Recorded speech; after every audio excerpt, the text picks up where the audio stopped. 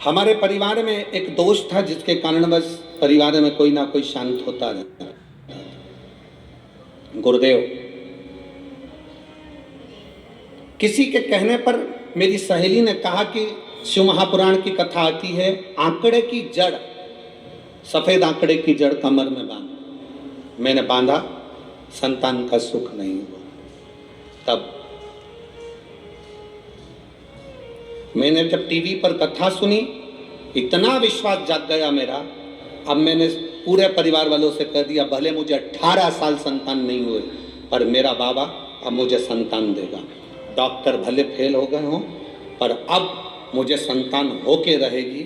जब लोगों के यहाँ 8-8 साल में, 10-10 साल में औलाद हो सकती है, तो मेरे यहाँ भी 18 साल में होगी। मैंने भी जिद पकड़ी, परिवार वालों से कह दिया अगर नहीं हुई तो कुबेरेश्वर बाबा के दरवाजे पर चली जाऊंगा। और बाबा की कृपा का मैं क्या गुणगान करूं गुरुदेव। एक बार आंकड़े की जड़ ने प्रयोग नहीं करा, उपाय का फल नहीं मिला, दूसरी बार फिर करा। नंदी के पास में बैठकर शिव जी को जल चढ़ाकर पानी पी लेती, बाबा को प्रार्थना करती, गर्भ ठहर गया। 23/6/2023 को बाबा की कृपा से मेरे घर में एक लड़के ने जन्म ले लिया। मैं बाबा को यहाँ नमन, जिसका फोटो में लगा दूं। शिव तत्व ओघड़ी शंभु त्रिकालदर्शी कैलाशी इसी को कहते हैं। एक भरोसा, एक विश्वास, एक दृढ़ता, ये मूल हो जाता है।